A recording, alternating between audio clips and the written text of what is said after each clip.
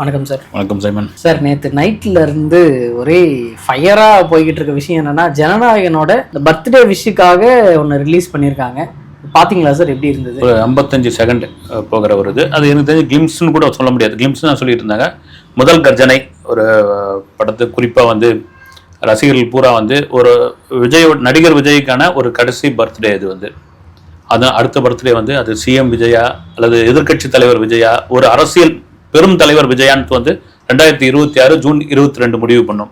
அதெல்லாம் தாண்டி ஜனநாயகன் என்ன மாதிரியான விஷயங்கள், ஜனநாயகன் என்ன சொல்ல போகிற அந்த மாதிரியான அதுக்கு முந்தின நாள்ல இருந்து ஒரு போஸ்டர் விட்டாங்கல்ல, அதுல இருந்தே டீகோட் பண்ண ஆரம்பிச்சிட்டாங்க.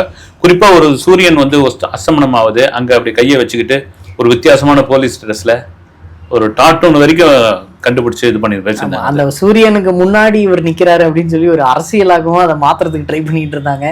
ஏன்னா உதயசூரியனுக்கு முன்னாடி இவர் வந்து நிக்கிறாரு, உதயசூரியன் வந்து மறையுது, இவர் வந்து நிக்கிறாரு அப்படின்ற மாதிரியான ஒரு விஷயம். முதல்ல வந்து ஃபர்ஸ்ட் சிங்கிள் எல்லாம் பேசிட்டு இருந்தாங்க. ஃபர்ஸ்ட் சிங்கிள் வரதுக்கான வாய்ப்பு கிடையாதுங்க. நான் ஒரு கிளிம்ஸ் ஓகே அப்படின்னு அவர் அந்த ஒரு என்ன சொல்ல ஒரு ஃபேவரட்டான ஒரு டைலாக், நெஞ்சில் குடியிருக்கும் அப்படின்னு டக்குன்னு ஒரு போலீஸ் கேரக்டர் ஆரம்பத்துல தெரிஞ்சு போச்சு. வந்து அந்த அம்பு இதோட நிக்கிறாப்புல ஒரு கத்தியோட ஒரு இதுவா இருக்குது. ஒரு கலவரம், அந்த கலவரத்தை அடக்கிறதுக்காக வந்திருக்கிறாரோ, அந்த கலவரத்தை அடக்கிட்டு இங்க வந்து நிக்கிறாரா, இல்லது எது கலவரத்துக்கு சம்மந்தப்பட்டவர்களும் ஒளிஞ்சிருக்காங்களா தெரியல. மேபி சும்மா வந்து இதை வச்சு நம்ம ஒரு கதையும் சொல்லிட முடியாது. ஜனநாயகன் இதுதான் அப்படின்னு ஒரு பர்த்டேவுக்கு அவருடைய ஃபேன்ஸ், அவருடைய தொண்டர்கள் ஒரு உற்சாகம் பண்ணிருந்ததுக்காக வந்து ஜனநாயகன் படக்குழு வெளியிட்டு இருக்கிற ஒரு இது நல்லா இருக்குது. இன்னும் கூட எக்ஸ்டெண்ட் பண்ணி கொடுத்துருக்கலாம். எனக்கு என்னன்னா, ஒரு போலீஸ் கேரக்டரா காட்டியிருக்கீங்க, அரசியல் சம்பந்தமா ஏதாவது ஒரு விஷயத்தை டீகோட் பண்ணிருக்கலாமே, அந்த காட்சியில வந்து கொண்டு வந்து நிறுத்துக்கலாமே. திடீர்னு ஒரு கதர் வச்சு சட்டை போட்டுன்னு வந்து நிக்கிற மாதிரியான ஒரு காட்சியை கூட சேர்த்துக்கலாமே. இருக்கா இல்லையான்னு தெரியல. ஏதாவது ஒரு அரசியல் இது இல்லவே ஏதோ எங்கேயோ ஒரு பின்புலத்துல டிவிக்கே மாதிரியான ஒரு விஷயங்கள். ஏன்னா இதை தொடர்ந்து எம்ஜிஆர் அவர்கள் வந்து சிஎம் ஆகிறதுக்கு முன்னாடி பல படங்கள்ல அவர் திட்டமிட்டு பண்ணாரா, டிஃபால்ட்டா அமைஞ்சதான் தாண்டி வந்து நான் ஆணையிட்டால் ஆகட்டும், வந்து கொடுத்ததெல்லாம் கொடுத்தான், யாருக்காக கொடுத்தான்ல இருந்து, அப்புறமா வந்து இந்த ஏழைப்பாளையங்களுக்கான உதவி செய்யறதுல இருந்து, நான் அரசியல் கட்சிக்கு தான் வரப்போறேன், நானும் உங்களுக்கான லீடர் தான் அப்படிலாம் வந்து இதே கணில டேரிங்காவே அந்த டட்டையிலாம் காமிக்க ஆரம்பிச்சாரு. விஜயகாந்த் அப்படிதான் ராஜ்யன் ஒரு படத்துல வந்து அவர் கட்சி கொடியை கொண்டு வந்தார். கட்சி ஆரம்பிக்கல, இப்போ கட்சி கொடியை கொண்டு வந்தாரு. அப்புறம் முரசு சின்னம் கொண்டு வந்தப்போ முரசு சின்னத்தெல்லாம் இது பண்ணாரு. இப்ப ஏன் விஜய் வந்து அது மாதிரியான முந்தைய படங்கள்ல ஒரு அரசியலுக்கு வரப்போறன்னு முடிவு பண்ணிட்டாரு. ஒரு கோட்லியோ ஒரு லியோலியோ ஏன் காட்டல அப்படின்னு இது காட்டக்கூடாது. என்னுடைய விருப்பம் என்னன்னா, விஜய் மிக சரியாக பண்ணுகிறார்ன்ற அர்த்தம். எங்க 10th மாணவர்களோட +2 மாணவ மாணவர்களுக்கான பரிசளிப்பு விழா ஒரு இடத்துல அது டிவிக்கே ஒரு சாயல் இருந்ததா பாத்தீங்களா? எங்கேயுமே கிடையாது. அதுதான் அதுக்கான விழா. அதுதான் ஒரு இஃப்தார் நோன்பு திறப்பு விழா வராரு, ஒரு இடத்துல கூட வந்து அந்த கட்சியோட இது தெரியல. நான் விஜயன்ற ஒரு மனிதன், இல்ல விஜயன்ற ஒரு நடிகன், விஜயன்ற ஒரு டிவிக்கேனுடைய தலைவர் வந்து நான் கலந்துகிட்டு இருக்கேன். இங்க வந்து எந்த அரசியல் சாயத்தையும் பூசக்கூடாதுன்னா அதுதான் வந்து அதை வரவேற்கத்தக்க விஷயம். அதை விஜய் கடைசி வரைக்கும் இது பண்ணாருன்னா அவர் ஒரு முன்னுதாரணமான ஒரு அரசியல் தலைவராக இருப்பார். இந்த 55 செகண்ட் ரிலீஸ் ஆன இந்த பர்த்டே விஷ் வந்து பகவந்த் கேசரி அப்படின்ற ஒரு படத்தோட தழுவல் தான் இந்த ஜனநாயகன் அப்படின்னு சொல்லி ஒரு டாக் இருக்கு சார். இது ஆக்சுவலா அவங்க ரைட்ஸும் வாங்கியிருக்காங்க. இந்த சீரீஸ் எல்லாம் பார்க்கும்போது அப்படியே பகவந்த் கேசரியில அந்த கிளிம்ஸ் மாதிரியே இருக்கே சார். அந்த நீங்க பகவந்த் கேசரி வந்து எல்லாமே இருக்குங்க. அதுல ஒரு போலீஸ் ஆபீசர் திடீர்னு கட்சி இது பண்ணுவாரு. பாலையாவுக்கான கதை வந்து அது பாலகிருஷ்ணாவுக்கான கதை. நீங்க நிறைய கிரிஞ்சு பண்றதுன்னு வாங்க இல்லைங்களா, அது பழைய விஜயா இருந்து ஒரு 10 வருஷத்துக்கு முன்னாடி இது பண்ணியிருந்தாருன்னா ரைட்டு. வந்து இன்னைக்கு ஒரு அரசியல் கட்சியோட தலைவர் வந்து அதுவும் கடைசி படம் அந்த பகவந்த் கேசரி பாத்தீங்கன்னா இப்போ நீங்க பாத்தீங்கன்னா சிரிப்பீங்க வந்து பல காட்சிகள்லாம் பார்த்து. மேபி நீங்க சொல்ற மாதிரி ஒரு 25% ஒரு 20% அதுல இருந்து ஏதாவது காட்சிகளை யூஸ் பண்ணிருக்கலாம். அதுக்கு கடைசி நேரத்துல ஏதாவது பஞ்சாயத்தை கூட்டிட்டு போறாங்க. இப்பெல்லாம் பாத்தீங்கன்னா இந்த பழைய பாடல்கள் எடுத்து யூஸ் பண்ணா ஒரே இது ஆகி போச்சு, ஆச்சா போச்சு, என்கிட்ட ஒரு வார்த்தை சொல்லத்துல கேச போடுறது, இல்ல என்கிட்ட ஒரு வார்த்தை சொல்ல மாட்டேன்றீங்களே, இது பண்றீங்களேன்னு. இது வேற பெரிய படம், ஒரு பெரிய பிசினஸ்க்காக வெயிட் பண்ணிருக்கு, பெரிய ஓப்பனிங் இருக்கு இந்த படத்து மேல. கடைசி படம்னு பொலிட்டிக்கல் ரீதியாகவும் இந்த படத்துக்கு ஒரு எதிர்ப்பும் உண்டாகலாம். அந்த படத்துல இருந்து சில காட்சிகள் நம்ம எடுத்து இது பண்ணிட்டு அது ஏன் பிரச்சனை, ஒரு ரைட்ஸையும் வாங்கிடுவோம், இவ்வளவு செலவு பண்ணிட்டோம்னு KVN நிறுவனம் வாங்கியிருக்குது. ஆனால் முழுக்க பகவந்த் கேசரியை அப்படியே கொண்டு வந்து இதுல ரீமேக் பண்ணா அது கொஞ்சம் கூட பொருந்தாது. ஜனநாயகன் விஜய் அரசியலை, விஜய் கட்சியுடைய அரசியலை, விஜய் இதை சந்திக்க போகிற 2026 எலெக்ஷனை பேசக்கூடிய ஒரு நவீன பிரச்சார படமாக இருக்கும் என்பது என்னுடைய கருத்து. மெர்சலோட கேரக்டர் கெட்டப் மாதிரியே இதுலயும் இருக்கு. ஏன்னா அதே அந்த முறுக்கு மீச இருக்கிற மாதிரி ஒரு ரிசம்பிளன்ஸ் இருக்கிற மாதிரி இருக்கு. உங்களுக்கு எப்படி சார்? இது நம்ம ஒரே ஒரு சின்ன ஒரு 55 நொடி வந்து வச்சு நம்ம ஒரு இது சொல்லவே முடியாது. இன்னும் நிறைய அப்டேட் இருக்கு. உங்களுக்கு ஏறக்குறைய சைமன் ட்ரெய்லர் வரும்போது தான் உங்களுக்கு என்ன மாதிரியான கதை அப்படின்னு என்ன ஜானர்னு உங்களுக்கு தெரிஞ்சிடும். ஜானர் தாண்டி இதுதான் பேச போறாங்கன்னு நமக்கு புரிய வந்துடும். ஒரு டீசர் வந்தா கூட நம்ம கண்டுபிடிச்சலாம். ஒரு கிளிம்ஸ், அதுவும் ஒரு சின்ன நொடியில ஒரு பர்த்டே விஷஸ்க்காக பண்ணது. இதை வச்சு இது பண்ண முடியாது. இது ஏமாத்தல் வேலையா கூட இருக்கலாம் மேபி அது இருக்கே இல்லை. ஒரு இதோட ஃபங்க்ஷன்ல கூட பேசியிருப்பார் மெர்சல்ல கொஞ்சோண்டு அரசியல் தான் பேசியிருக்கிறோம், இதுல அரசியலே மெர்சல் பண்ணியிருக்கிறோம் அப்படின்னு. அது மாதிரி இதுல அரசியலே மெர்சல் பண்ண படமா தான் ஜனநாயகன் இருக்குன்னு நான் நினைக்கிறேன். அதனால இந்த அப்டேட்டை வச்சு ஒன்றும் பண்ண முடியாது. அப்டேட்டுக்கான காலம் நிறைய இருக்குது. இன்னும் அடுத்தடுத்து விட்டுக்கிட்டே இருப்பாங்க. First single, second single, third single இன்னும் இருக்கு. ட்ரெய்லர் வரும்போது இல்லை இந்த படத்துக்கு ஒரு ஆடியோ லான்ச் நடக்கும் பொழுது இது உண்மையிலே மெர்சலா இல்லை முறுக்கு மீசை வச்சிருக்காரா, இவரை டேரிங்கா எதிர்க்கிறாரா, இது விவசாயிகள் சம்பந்தப்பட்ட பிரச்சனையை பேச போகுதா, இது ஓட்டு போடாம யாரும் இருக்காதீங்க தயவு செய்து ஓட்டு போட வாங்கன்னு சொல்ல போறாரா, இல்ல போலீஸ் அதிகாரியான விஜயை அரசியல்வாதிகள் அவமானப்படுத்தும் போது நான் யார் அரசியலுக்குள்ள வரக்கூடாதுன்னு அவர் அரசியல்வாதியா மாதிரி சிஎம் ஆக போன பிறகு ஒரு நல்லாட்சி தரக்கூடிய ஒரு கேரக்டர் அதுல பண்ணிருக்காருன்னு அப்பதான் தெரிய வரும். சார், ஜூன் 22 இந்த நாள் விஜய் அவர்கள் எக்மோர்ல இருக்க அந்த குழந்தைகள் மருத்துவமனைக்கு போயிட்டு அன்னைக்கு யாரெல்லாம் பிறக்கிறாங்களோ அவங்களுக்குலாம் அவரே மோதிரம் போட்டு விடுறதா ஒரு சம்பிரதாயம்னு சொல்லலாம். அவரே வருஷம் பண்ணிக்கிட்டு இருக்காரு. இந்த வருடம் மற்ற 2 பேர், அவங்க கட்சியை சேர்ந்த 2 பேர் போனதா ஒரு டாக் இருக்கே சார், எதனால இந்த சேஞ்ச்? இல்லை, நல்ல கேள்வி. அது சம்பிரதாயத்தை தாண்டி ஒரு மகிழ்ச்சியான விஷயம் தான். நீங்க நாங்கெல்லாம் போயிருக்கோம். அப்போ இவ்வளவு மீடியாலாம் இல்லை. அப்போ பத்திரிகையாளர்லாம் கூப்பிடுவாங்க, போட்டோகிராஃபர்லாம் கூப்பிடுவாங்க.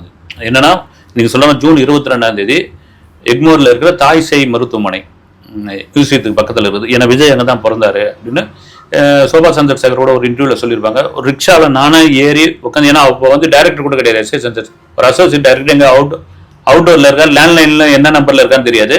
நானா ஏறி போய் அட்மிட் ஆகி அதன் பிறகு எங்க சிஸ்டர்ஸ்லாம் வந்தாங்க பார்க்கறதுக்காக தான் விஜய். அது ஒரு என்னன்னா தான் பிறந்த அந்த மருத்துவமனை அங்கே அன்னைக்கு பிறக்கிற குழந்தைங்கலாம் அவர் ஒரு தங்க மோதிரம் கொடுப்பாரு. இது நடந்திருக்கா. அப்போனா ஒரு 5-6 போட்டோகிராஃபர் போவாங்க, அப்புறம் எடுப்போம். அப்படியே கொஞ்சம் மீடியா வளர என்ன ஆயிப்போச்சுன்னா, எனக்கு தெரிஞ்சு ஜில்லா படத்துக்கு பிறகுன்னு நினைக்கிறேன், ஒரு பர்த்டே இதுல எங்க கட்டுக்கடங்காத கூட்டங்க, பயங்கர கூட்டம். மீடியா ஒரு பக்கம், ரசிகர்கள் ஒரு பக்கம், வெளியே இருந்தவங்க ஒரு பக்கம். கேட்கலாம் அவங்க மருத்துவமனை சார்பா விஜய்க்கு கேட்கலாம் ரெடி பண்ணி வச்சிருந்தாங்க. அந்த டீன்லாம் ரெடியா இருக்கிறாங்க. தப்புன்னு உள்ள போய் அந்த லேப் பிரசவ வார்டுக்குள்ளலாம் போயிட்டாங்க. அது எவ்வளவு விஜயே ஒரு மாதிரி ஆகி எல்லாரும் விரட்டி விடுங்கன்னு சொல்லி அப்புறம் அந்த மோந்திரத்தெல்லாம் அவங்க கையில கொடுத்துட்டு ஒரு மாதிரி ஆயிட்டாப்ல. இது நாகரிகமான செயலே கிடையாது, இதெல்லாம் நல்லது கிடையாது. அவங்க எல்லாருமே டாக்டர்ஸ் எல்லாம் ரொம்ப இதுவாயிட்டாங்க. எல்லாரும் ஆயிட்டு இனிமேல் அந்த பக்கமே வரமாட்டேன்னு. அது உண்மையிலே வந்தா அது பச்சிளம் குழந்தைங்க, தாய்மாருங்க, இவங்களுக்கு எவ்வளவு பெரிய ஒரு ப்ராப்ளம் ஆகும். அதோட அவர் போறதே கிடையாது. காரணம் என்னன்னா இந்த மீடியாக்கள், இந்த கூட்டம் எங்க போனாலும் இது. இப்போ ஆதவ அர்ஜுனாவும் குஷி ஆனந்தம் போயிட்டு அவர் சார்பில் போட்டிருக்காங்க. நீங்க அப்போ போய் பார்த்தீங்கன்னா அந்த தாய்மாரெல்லாம் அவ்வளவு சந்தோஷப்படுவாங்க. விஜய் கையால போடுறது, அந்த மோதிரம் இது பண்றத அவ்வளவு ஒரு மகிழ்ச்சியா இருக்கு. இந்த 10th +2 மாணவர்கள் அந்த பரிசு வாங்கறத அந்த பெட்ரோல் பாக்குறாங்கல்ல, அந்த குழந்தைங்களும் இது பண்ணது இல்ல. இதுதான் ஒரு மாஸ் ஹீரோ தன் எதிர்க்க. நீங்க ஹீரோயிசம் அவர் மூஞ்சில பவுடர் பூசிக்கிட்டு இருக்காரு, அவர் கூத்தாடி 1000 விமர்சனங்கள் பண்ணாலும் ஒரு கரிஷ்மான்வாங்க. எனக்கு எம்ஜிஆருக்கு ஒரு கரிஷ்மா இருந்தது. நான் எம்ஜிஆரோட ஒப்பிடுறதுக்கான இதெல்லாம் இல்லை. இப்போ சமீபத்தில் ஒரு நடிகருடைய ஒரு பேட்டி ஒன்று பார்த்தேன். அவர் பேர் ஞாபகம் இல்லை. அவர் 80s ஒரு படம் நடிச்சிருக்காரு. ஒரு வாலிபமான வயசு. அந்த ப்ரொடியூசர் எம்ஜிஆர் அவருடைய படத்தை ப்ரொஜெக்ஷன் பார்க்க வராராம். சவேரா தேட்டரில் இருக்கிற ஒரு ப்ரொஜெக்ஷன் ஒன்று இருந்தது. அப்புறம் சொன்னால் எம்ஜிஆர் கிட்ட ஆசீர்வாதம் வாங்க, எம்ஜிஆர் கிட்ட பணிவா நடந்துக்கோ அப்படின்றாராம். அதெல்லாம் அவனுக்கிட்ட எம்ஜிஆர்னா ஒரு நடிகர் தானே அப்படி இவரு தான் இருந்தாராம், ஒரு இளரத்தம். ஆனால் கார்லேருந்து இறங்கி அப்படி கொஞ்சம் தூரம் வந்தாராம். எங்க இருந்தா அந்த நெடுஞ்சானா போய் விழுந்துட்டாராம். அது சொல்றாரு, அந்த கரிஷ்மா தான் காரணம். நீங்க 1000 நாள் எனக்கு பிடிக்காது என்ன காரணமோ, ஆனா நான் போய் நெடுஞ்சானா விழுந்துட்டேன் காலில் அப்படின்றாப்ல. அது மாதிரி நீங்க 1000 விமர்சனம் வச்சாலும் அந்த பசங்க பாக்குறது, அதே போல அந்த குழந்தைங்களுக்கு மோதிரம் போடும்போது அந்த அவங்க அப்படியே அழுவாங்க, இது பண்ணுவாங்க. இதெல்லாம் ஒரு மேஜிக் தான். ஒரு மனுஷன் எதுக்கு பிடிக்குதுன்னு நமக்கு தெரியாது. அது விஜய் கிட்ட அந்த பவர் இருக்கு. குஷி ஆனந்த் அவர்கள் இப்போ 1000 ரூபாய் மகளிருக்கு கொடுக்குறாங்க அப்படின்னா, இந்த சைடு போகும்போது வண்டியில ஹெல்மெட் போடலன்னா அதுல ஒரு 500 1000 பிடிங்கிறாங்க. நீங்க போலீஸ் மேல கோவப்படக்கூடாது, நீங்க அரசாங்கத்து மேலதான் கோவப்படணும் அப்படின்ற மாதிரி பேசியிருப்பாரு. அதுக்கு நிறைய பேர் அப்போஸ்டா கான்ட்ரவர்சியா பேசியிருந்தாங்க. ஏன் இந்த மாதிரி எல்லாம் இவர் பேசுறாரு? அவங்க ஹெல்மெட் போடலன்னா அது அவங்களோட தப்பு, போட்டுட்டு போனா அவங்கள்ட்ட காசு வாங்க போறது கிடையாது. இதையும் அரசாங்கத்து மேல திணிக்கிறது எந்த விதத்துல நியாயம் அப்படின்ற மாதிரி நிறைய பேர் கேட்டிருந்தாங்க. அது எதனால சார் இந்த மாதிரிலாம் பேசுறாங்க? உண்மையா நீங்க லைசன்ஸ் இல்லாம போனா போலீஸ் பிடிக்கதான் செய்யும். ஹெல்மெட் இல்லைன்னா போலீஸ் ஃபைன் தான் போடுவாங்க. இதை நீங்க அரசாங்கத்து மேல கோவத்தை காட்டுங்க, போலீஸ் என்ன பண்ணுவாங்க அப்படின்னா, என்ன இதுல இருந்து பிடிங்கன்னா 1000 ரூபாய் கொடுக்குறாங்க அப்படின்னா இது என்னன்னா ஒரு மெச்சூர்டு இல்லாத ஒரு பேச்சு வந்து. நீங்க இன்னைக்கு விஜய் கட்சியில வந்து அவ்வளோ ஐஏஎஸ் அப்புறமா அது மாவட்ட செயலாளர்கள் படித்தவர்கள் அவ்வளோ பேர் வந்து இணையிறாங்க, பட்டதாரிகள், வழக்கறிஞர்கள், முன்னாள் நீதிபதிகள் இவ்வளோ பேர் வந்து சேரும் பொழுது இவர் இந்த மாதிரியான பேச்சு தொடர்ந்து இருக்கிறதுலாம் பார்த்தீங்கன்னா நீங்கள் ஒரு கூட்டத்தில் அது கூட ஓகே. இவர் வந்து ஏன்னா பொதுச் செயலாளர், இவர் வந்து போஸ்டிங் வந்து ரொம்ப முக்கியமான ஒரு போஸ்டிங். இவர் இப்படிலாம் பேசுறது வந்து விஜய்க்கு தெரியுமா தெரியாதான்னு தெரியல, ட்ரோல் மெட்டீரியலா மாறிட்டு இருக்காரு. ஆமா சார், பயங்கரமா மீம் போட்டுட்டு பயங்கர மீம் போட்டுட்டு இருக்காங்க வந்து. நீங்க பாத்தீங்கன்னா டே உக்காரா டே இது பண்றா, அந்த கம்பத்தை அந்த போஸ்டாண்ட இருக்கிறவங்க அங்க நகரு, இதெல்லாம் பேசவே கூடாது வந்து. நீங்க வந்து ஒரு உத்தரவு உங்களுக்கு ஒரு பொதுச் செயலாளர்னா ஒரு கண் அசைவிலே ஒரே ஒரு குரல்லையே வந்து அடங்கணும் வந்து. நீங்க மைக்க பிடிச்சின்னு கண்ணாமண்ணான்னு பேசுறது யதார்த்தமா பேசலாம் ரைட்டு, ஒரு இதுவான இது இதெல்லாம் ஒரு பதிலா சொன்னா சிரிப்பாங்க வந்து. பிடிக்கிறாங்களா அவங்களுக்கு அப்படின்னா பிடிக்கதான் செய்வாங்க. இதுல இருந்து அடுத்து காசு கொடுக்குறாங்க. இதெல்லாம் வந்து ஒரு என்ன சொல்றது வந்து இது சரியான பேச்சே கிடையாது. விஜய் காதுக்கு போய் அவரெல்லாம் கொஞ்சம் நிறுத்தி வைக்கணும். நீங்க இருங்க பொதுச் செயலாளரா இது மாதிரி பொது வழிகளில் போய் இதெல்லாம் பேசாதீங்கன்னு சொல்லணும். இதுக்கெல்லாம் ஒரு தனி பயிற்சியே வேணுங்க வந்து. அது இருந்தால் தான் கரெக்டா இருக்கும். உண்மையிலே இது ட்ரோல் மெட்டீரியலா தான் மாறிட்டு இருக்காரு அவரு. சார் இப்போ ஜனநாயகன்ற ஒரு படம் வந்து ஃபுல் அண்ட் ஃபுல் கமர்ஷியல் படம் ஆயிடுச்சு. இதுல ஃபுல் அண்ட் ஃபுல் கமர்ஷியலா எல்லாத்தையுமே பண்றாங்க. ஏன்னா இதுல வரும்போதே ஒரு போலீஸா இருக்காரு, கத்தி தூக்கிட்டு வராரு. அது எந்த போலீஸ் அந்த மாதிரி பண்ணுவாங்கன்னு தெரியல. பட் அந்த மாதிரி கமர்ஷியலா ஃபுல் அண்ட் ஃபுல் எடுத்துட்டாங்கன்னா அவங்க கட்சி ரீதியா வளர்றதுக்கு ஏதாவது பாதிப்பு இருக்கு? நீங்க கமர்ஷியலா ஃபுல்லா இது ஆயிடுச்சுன்னா இது வந்து ஒரு தெலுங்கு டப்பிங் படமா அது பகவான் கேசரியா தான் இருக்கும்னு நம்ம சொல்லிட்டு போயிடலாம் வந்து. மேபி அதுக்கான இது கடைசி படம் வேற, ஒரு பெரிய நிறுவனம், அந்த படத்து மேல அவ்வளவு பெரிய வியாபாரம் இருக்குது, அவ்வளவு பெரிய எதிர்பார்ப்பு இருக்குது, இன்னும் அந்த பிசினஸ் எல்லாம் ஓபன் பண்ணல. கண்டிப்பா கடைசி படத்தை பார்த்தாகணுன்ற ஒரு விஷயம் இருக்கு இல்லையா? இன்னைக்கு தெரிஞ்சு பாத்தீங்கன்னா இந்த யூடியூபர்ஸ் எல்லாம் வந்து பெரும்பான்மையாட்டுல வெளிநாடுலாம் போவாங்க. ஸ்ரீலங்காவோ இல்ல இந்த பக்கமோ எங்கேயோ பாப்பாங்க, எங்க பார்த்தாலும் அந்த படத்தை பார்த்துட்டு போவோம். எங்க சார் 9 மணிக்கு தான் சார் போடுறாங்க. மிட் நைட் எல்லாம் போடுற அளவுக்கு வந்து போய் பார்க்கக்கூடிய அளவுக்கு எல்லாம் வரும். அப்படி இருக்கும் பொழுது இந்த படத்தை நீங்க வழக்கமான ஒரு கமர்ஷியல் படம், இதுவும் இந்த மாதிரியான படம் அப்படின்ற ஒரு நிச்சயமா கிடையாது. ஏன்னா உள்ள அதுக்கு யட்சுமினத்தை கூட்டிட்டு வந்ததுக்கு அட்லி வச்சுட்டு போயிட்டு இருக்கலாமே. அட்லி நான் இதுவா சொல்ல, அட்லி அந்த பிளேவர் தெரியும், விஜய் எப்படி காட்டணும்னு தெரியும். வந்து யட்சுமினத் ஒரு விஷயத்தை அதுல சொல்லியிருக்காரு அப்படின்ற ஒரு இது. நீங்க இந்த படத்துடைய எடிட்டர் பிரதீப் ஒரு இன்டர்வியூல சொல்லியிருப்பாரு. ஏன்னா எடிட்டருக்கு வந்து ஸ்கிரிப்ட் கொடுத்துருக்காரு. கொடுத்துட்டு சார் நான் வீட்டுல போய் படிக்கலாமான்னு, இங்கேயே உட்காந்து படிக்கணுங்க, திருப்பி கொடுத்தா ஆகணும், தமிழ் கொஞ்சம் ஸ்லோவா படிப்பண்ணு, 12 மணி நேரம் ஆனாலும் இங்க படிக்கணும், 7 மணி நேரம் படிச்சாராம். அது எடிட்டருக்கு ஏன் கொடுக்கணும்னா நிறைய காட்சிகள் வந்து ஸ்பாட் எடிட்டிங் பண்ணியிருக்காங்க. அப்பவே எடிட் பண்ணி அப்பவே விஜய் கிட்ட போட்டு காமிச்சிருக்காங்க. அந்த அளவுக்கு அரசியல் ரீதியான பல காட்சிகள் இருக்காங்க. விஜய்ல நிறைய வந்து கரெக்ஷன்லாம் சொல்லியிருக்காரு. இது வந்து வேணாங்க, இது எடுத்துருங்க, இது பண்ணுங்க ஸ்பாட் எடிட்டிங். அப்ப எடிட்டர் சொன்னது அதுதான். அவ்வளவு நான் அதை எதையும் இப்போ சொல்லிட முடியாதுங்க, எனக்கு வாய்ப்பு போட்டுருங்க அப்படின்னு அப்பல வந்து. அப்ப பாருங்க வந்து இது வந்து சும்மா ஒரு சின்ன சொல்றது ஒரு சின்ன முன்னோட்டம் தான், ரொம்ப சின்ன ஒரு முன்னோட்டம் தானே, இன்னும் இருக்கு. ஆனால் இது ஒரு அரசியல் பேசக்கூடிய படமாக நிச்சயமாக இருக்கும். படம் இப்பவே ஓவராலா முடிஞ்ச மாதிரி ஒரு ஃபீல் தான். பேட்ச் ஒர்க் மட்டும் தான் பண்ணிட்டு இருக்காங்க. ஒரு 6 மாசம் கேப் இருக்கு சார். இந்த 6 மாசம் கேப்ல கண்டிப்பா ஏதாவது ஒரு சிங்கிள் ரிலீஸ் பண்ணும்போதோ இல்ல போஸ்டர் வரும்போதோ நமக்கு வந்து பயங்கரமான எக்ஸ்பெக்டேஷன் வந்து பில்ட் ஆக போகுது. இந்த எக்ஸ்பெக்டேஷனை அவங்க பூர்த்தி பண்ற மாதிரி எல்லாமே பண்ணியிருப்பாங்க. இதுக்கு ஆல்ரெடி வந்து ஒரு நான் கேள்விப்பட்டிருக்கேன்னா யட்சுமினத் டீமே வந்து ஒரு டிசைனே பண்ணி வச்சுட்டாங்க. ஆல்ரெடி வந்து அந்த அப்டேட் இருக்கு இல்லைங்களா, அந்த டேட்டே ஃபிக்ஸ் பண்ணிட்டு இருக்கிறாங்க. எந்த டேட்ல என்ன வரணும், எந்த டேட்ல ஃபர்ஸ்ட் சிங்கிள் வரணும், எதுல வந்து முன்ன பின்ன ஒன்னா மாறலாங்காண்டி எதை எப்படி கொடுக்கணும்னு நீங்க போக தானே வந்து ஒரு வண்டி ஸ்டார்ட் பண்ணி அது மெதுவாக தானே பிக்கப் ஆகும், ஆக தானே இதோ நெருக்கம் வர இருக்கு. ஆனால் விஜய் கேட்டு இருந்தேன்னா நமக்கு கேள்விப்பட்டது வரைக்கும் ஓவர் பில்டப் பண்ணிடாதீங்க, எங்கேயும் பயங்கரமா பில்டப் எதுவும் கொடுத்துடாதீங்க, கரெக்டா கொண்டு போய் சேருங்கன்னு. ஆனா அந்த எதிர்பார்ப்பை நிச்சயமாக அங்கலமாக பூர்த்தி செய்யற விதமா அந்த டீம் பண்ணுவோம். ஏன்னா இவ்வளவு நமக்கு யோசனை பண்ணும்போது அவங்களுக்கு தெரியும் இல்லைங்களா, அது ஆல்ரெடி அவங்க ஷெட்யூல் வாங்கல, அந்த ஷெட்யூலே போட்டு வச்சுட்டாங்க. நீங்க 6 மாசம் போஸ்ட் ப்ரொடக்ஷன் நடக்குமான்ற ஒரு கேள்வி இருக்குல்ல, அது என்னன்னா இந்த ஜனவரி மாசம் ரிலீஸ் பண்றதுக்காக தான்.